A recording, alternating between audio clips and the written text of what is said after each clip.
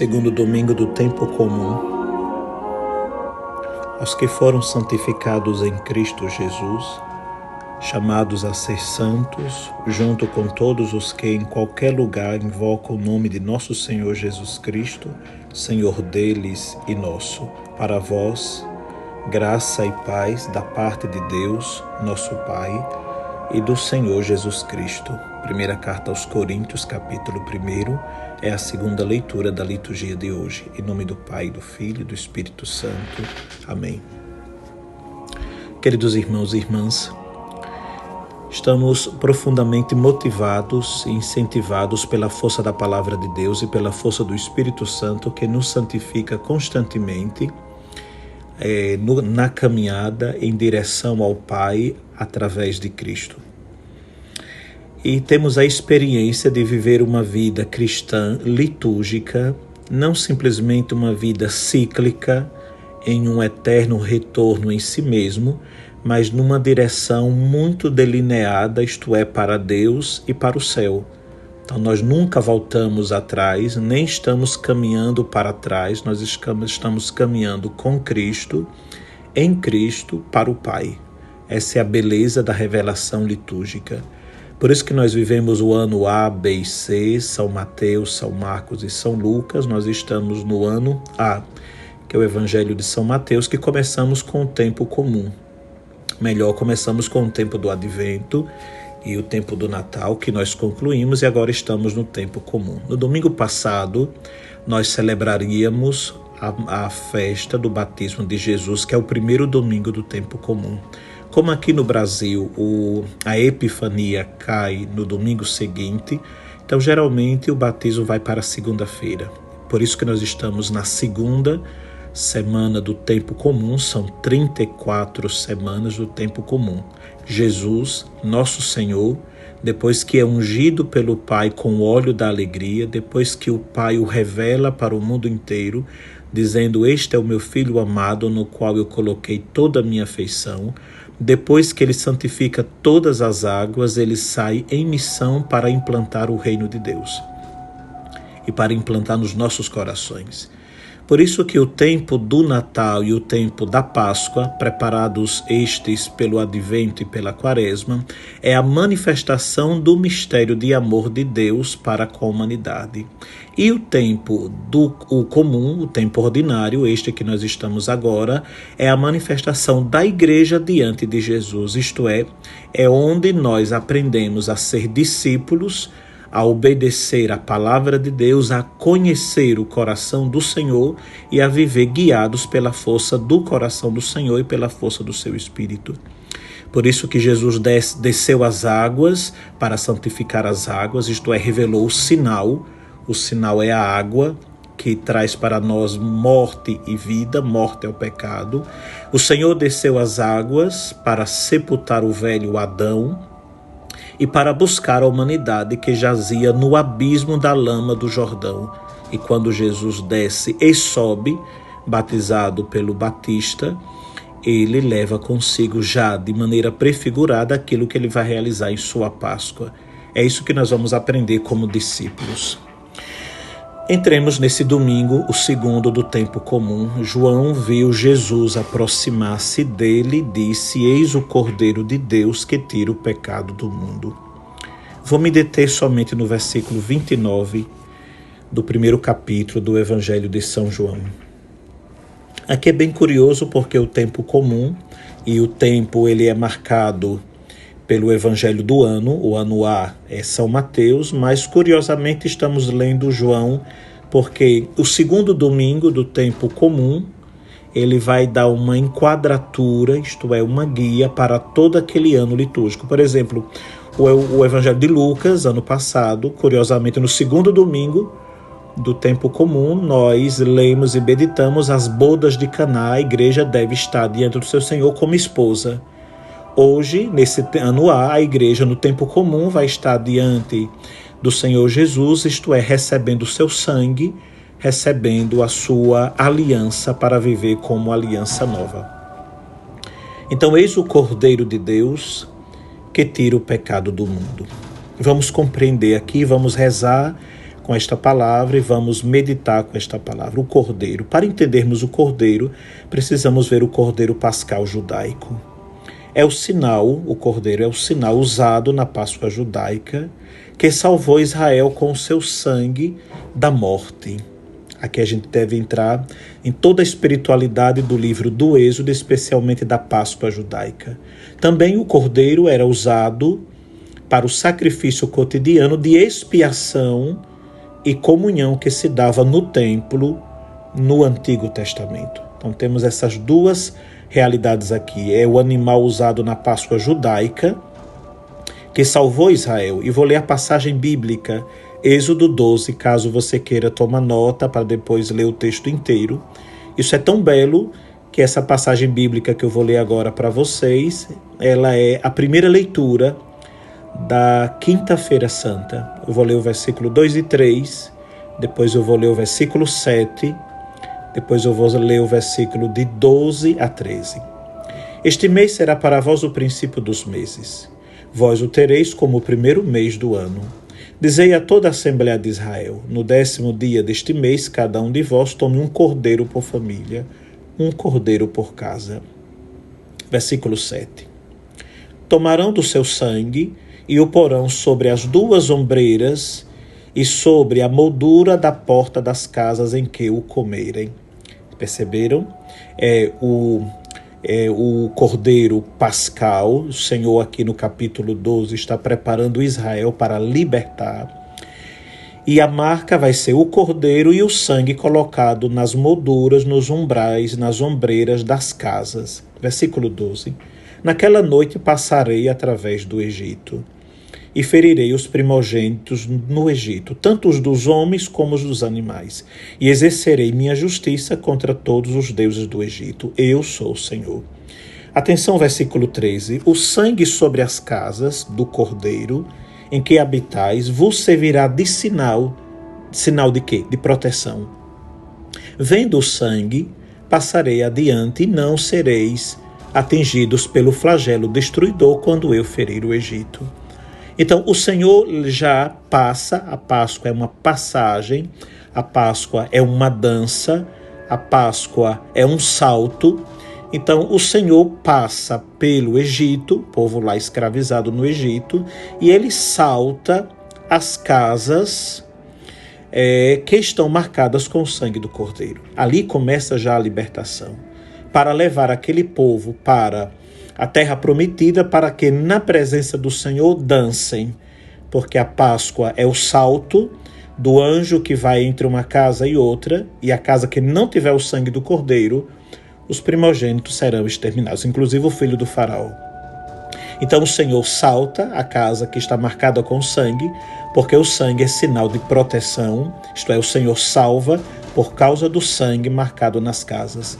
E o Senhor leva o seu povo para que no deserto adore Deus e conheça a vontade de Deus, e ao mesmo tempo o Senhor faz atravessar o Mar Vermelho, dando uma vida nova.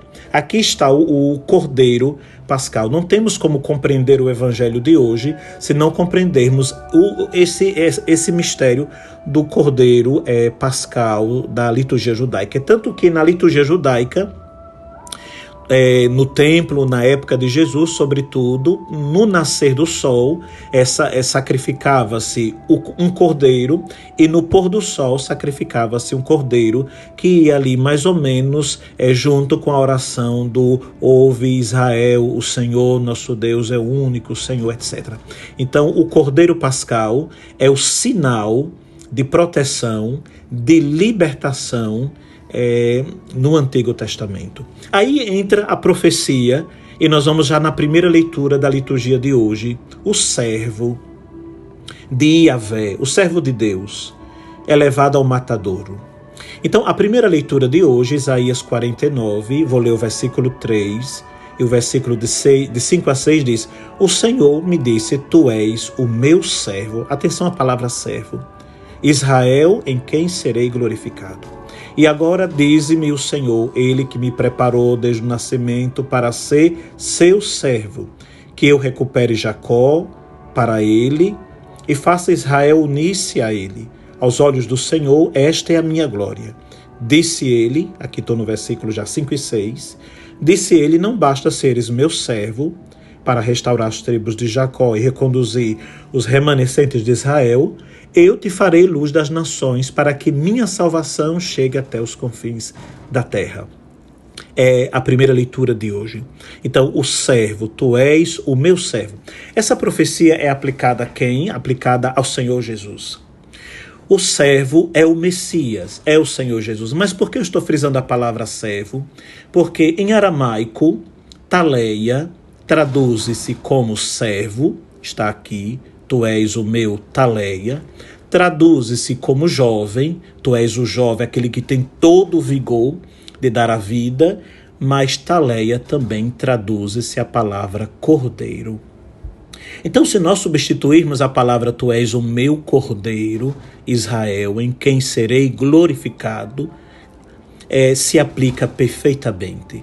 Então, este servo aqui de Isaías 49, o Messias, ele é o cordeiro, porque o servo, o jovem, traduz a mesma palavra cordeiro. Estão percebendo? Então, todo o Antigo Testamento é profecia e o Novo Testamento é cumprimento de um mistério de salvação. Jesus é o nosso libertador, com o seu sangue nós fomos redimidos e experimentamos a Páscoa verdadeira. Por isso que São João Batista hoje diz, eis o Cordeiro de Deus, eis o servo de Deus, eis o jovem de Deus que tira o pecado do mundo. Nós iremos ouvir, na sexta-feira da Paixão, Isaías 53, versículos 6 e 7. Todos nós andávamos desgarrados como ovelhas, seguíamos cada qual o nosso caminho. O Senhor fazia recair sobre ele, sobre o Cordeiro, o castigo das faltas de todos nós. E diz o versículo 7, foi maltratado e resignou-se, não abriu a boca. E vejam que bela profecia. Isaías 53, versículo 7. Como um cordeiro que se conduz ao matadouro e uma ovelha muda nas mãos do tosquiador, ele não abriu a boca. Coisa extraordinária. Então, Jesus é o Cordeiro de Deus. O sacrifício antigo do templo não tinha o poder de nos lavar, de nos purificar, de nos libertar e de nos redimir.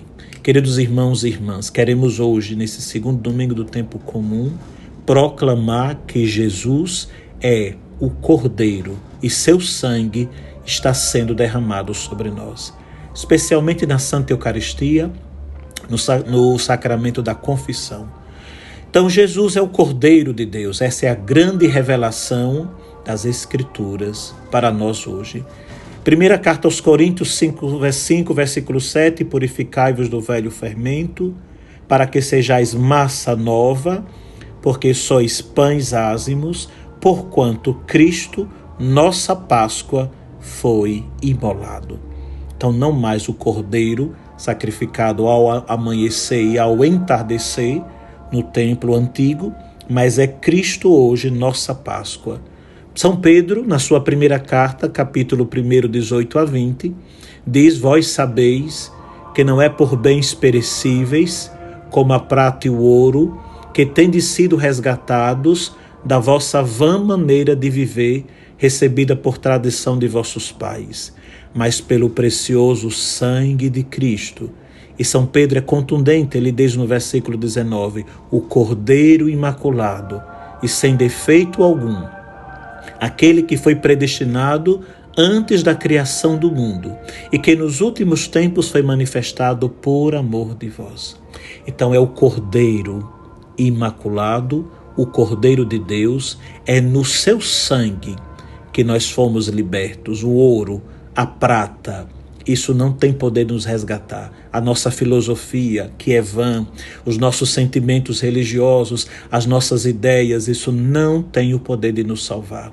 Ou estamos debaixo do sangue, mergulhados no sangue, embebidos do sangue do Cordeiro, ou não teremos possibilidade de purificar a nossa alma, o nosso corpo no sangue do Cordeiro. Nós escutaremos lá no final do ano, na festa, no último domingo do tempo comum, e na festa de todos os santos. Quem são estes que lavaram as vestes ou que estão com as palmas na mão? São aqueles que foram lavados no sangue do Cordeiro. Então Jesus é o Cordeiro de Deus, que tira o pecado do mundo. Nesse segundo momento nós vamos entrar e serei breve sobre o pecado do mundo. Não sei se você observou, na missa, quando a gente reza e diz Cordeiro de Deus, que tirais o pecado do mundo. A gente não diz no plural, a gente diz no singular. E por que nós dizemos no singular? Realmente Jesus tira os pecados pessoais. Todos os nossos pecados o Senhor purifica, o Senhor apaga. À medida que nós vamos nos arrependendo, isto é, tendo o dom das lágrimas, como já tivemos o dom das águas no Espírito Santo no batismo, agora temos o dom das lágrimas. À medida que o Espírito Santo vai nos convertendo, nós vamos nos arrependendo e nos reconciliando com o Senhor. Mas o Evangelho de hoje fala no singular. Pecado no singular refere-se à queda universal em Adão. O homem foi expulso do paraíso, um só. No velho Adão, toda a humanidade foi expulsa. Isso quem diz é São Paulo, no capítulo 5 da carta aos Romanos, versículo 17 em diante. Se pelo pecado de um só homem reinou a morte, por esse único homem, muito mais aqueles que receberam a abundância da graça e o dom da justiça reinarão na vida por um só, que é Jesus Cristo. Portanto, como pelo pecado de um só a condenação se estendeu a todos os homens, assim por um único ato de justiça recebe todos os homens a justificação que dá a vida. Assim como pela desobediência de um só foram todos constituídos pecadores, assim pela obediência de um só todos se tornarão justos. Então, Cordeiro de Deus, que tirais o pecado do mundo começou com a queda de um, e esse um fez cair todos. Mas por causa da obediência de um, o Cordeiro de Jesus, o novo Adão, nós fomos justificados. Ainda diz no plural, primeiro nós vimos por causa de Adão, depois nós vemos agora por causa do estado de ignorância de Deus. Então João 17, versículo de 1 a 3 e de 10 a 11 diz: Pai, é chegada a hora, estamos na última ceia, capítulo 17 de João, glorifica teu filho, para que teu filho glorifique a ti, e para que pelo poder que lhe conferiste sobre toda criatura, ele dê a vida eterna a todos aqueles que lhe entregaste. Aí Jesus diz assim, orando ao Pai: ora, a vida eterna consiste em que conheçam a ti, um só Deus verdadeiro, e a Jesus Cristo que enviaste. Aí eu pulo para o versículo 10 e 11. Tudo que é meu é teu, e tudo que é teu é meu. Nele sou glorificado. Já não estou no mundo, mas eles estão ainda no mundo. Eu, porém, vou para junto de ti. Pai Santo, guarda-os em teu nome, para que me encarregaste de fazer conhecer, a fim de que sejam um como nós. O que é que nós acabamos de ouvir? Então, o pecado do mundo é a ignorância de Deus. A ignorância do conhecimento de Deus. E é tudo que o mundo quer e tudo que o maligno quer, que nós não tenhamos conhecimento de Deus. Porque a partir do momento que nós não conhecermos a Deus, nós não poderemos crer em Deus. Não crendo, não poderemos ter intimidade com Deus. Não tendo intimidade, não poderemos amá-lo. Não amando, não conseguiremos ter a vida em Deus, porque a vida de Deus é o amor. Percebe, amados irmãos e irmãs? Então, tirar o pecado do mundo é tirar todo o estado de ignorância de Deus. A ignorância em si já é o pecado da inteligência, e a ignorância de Deus é o pecado que nos afasta completamente de Deus. Por isso recomendo que você faça 3 coisas. Primeiro, professe a fé no sangue do Cordeiro. Só Ele tem o poder de nos perdoar. Segundo, que você se determine ter uma vida de conhecimento de Deus através de uma vida espiritual equilibrada, isto é, com as Escrituras. Ler a palavra, meditar a palavra, orar com a palavra, contemplar a palavra e praticar a palavra. Eu pessoalmente tenho insistido e tenho dito várias vezes que uma espiritualidade cristã, católica, sem as Escrituras, ela é falsa. Ela não tem possibilidade alguma de subsistir.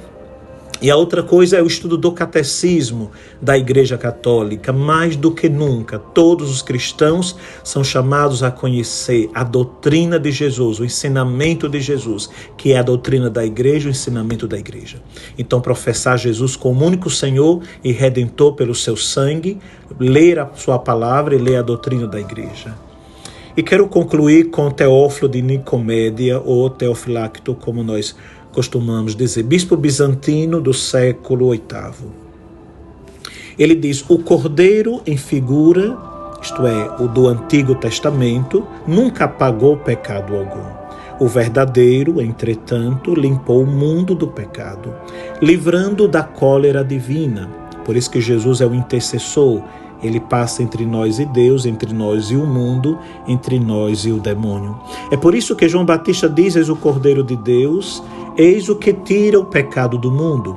Não diz, note-se, que haverá de tirar, mas que tira. Isto é, que o faz continuamente desde então.